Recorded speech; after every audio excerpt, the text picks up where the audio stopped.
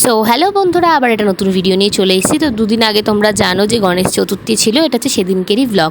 তো তোমাদেরকে প্রথমেই বলে দিই, এই গনুটাকে আমাদের আনা হয়েছিল দক্ষিণেশ্বর থেকে।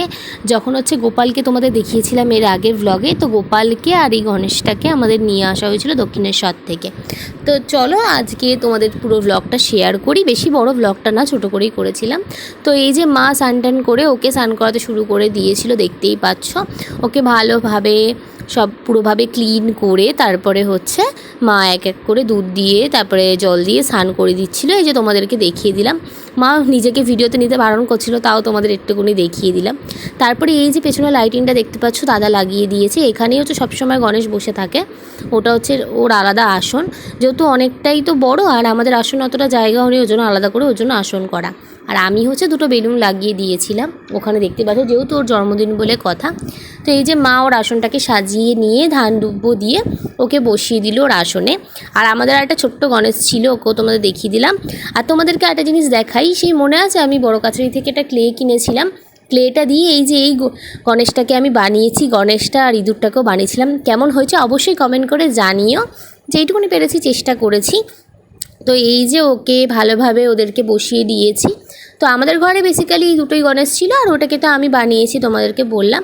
তো মা এই যে ওকে মালা পরিয়ে দিয়েছে। পুজো বলতে গেলে আমাদের ওরকম পুরোহিত থেকে হয়নি, মাই পুজো দিয়েছিল আর ওকে ভোগ বানিয়ে দিয়েছিল। তোমাদেরকে শেয়ার করছি। তো এই যে লাইটটা পেছনে জ্বালিয়ে দিয়েছি, দেখতেই পাচ্ছ কত সুন্দর লাগছে। তো চলো এবারে শেয়ার করা যাক ভোগে কী কী ছিল। ওপরে ওই নাড়ু টাইপের মিষ্টিটা আমার মা বানিয়েছিল। আর এই যে পোলাও ছিল, পনিরের তরকারি ছিল একটা, আর ছিল ফল 5 রকমের ফল ছিল। আগের বারে তোমরা দেখতেই পেয়েছো আমরা অনেক কিছু রান্না করেছিলাম, ভাত ভাজাভুজি। কিন্তু এবারে আর অত কিছু করিনি, ওর জন্য পোলাও আর করেছিলাম পনিরের একটা যেহেতু ওখানে অতটা রাখার জায়গা নেই, অত খাবার করলে রাখবো কোথায়, তো আমরা একটা সিম্পল ওর জন্য ভোগ রান্না করেছিলাম। তো দেখতেই পাচ্ছ যে মা এরকম ফলগুলো এক এক করে সাজাচ্ছে। আর এই যে লাড্ডু ছিল, আর আমরা ঘরে ছোট ছোট মোদক বানিয়েছিলাম এই প্রথমবার। টেস্টটা ভালোই হয়েছিল মোটামুটি। তোমরা যদি মোদকের রেসিপি দেখতে চাও অবশ্যই কমেন্ট করো, আমরা দেখিয়ে দেবো। আমাদের কাছে কিন্তু মোদক ওই মেকারও ছিল না, আমরা হাত দিয়ে আর এই চামচ দিয়ে সাইডের ডিজাইনগুলো করেছি। জানি অতটা সুন্দর হয়নি, তাও তোমরা অবশ্যই জানিও কেমন হয়েছে। তো এক এক করে হচ্ছে ওকে প্লেটে সাজিয়ে দিয়ে আমরা দিয়ে দিয়েছিলাম। আরও দিয়েছিলাম দুটো হচ্ছে চকলেট, আমার বৌদি এনেছিল ওর জন্য ওই পার্কও দিয়ে দিয়েছিলাম। এই যে ওকে সাথে জলও দিয়ে দেওয়া হলো।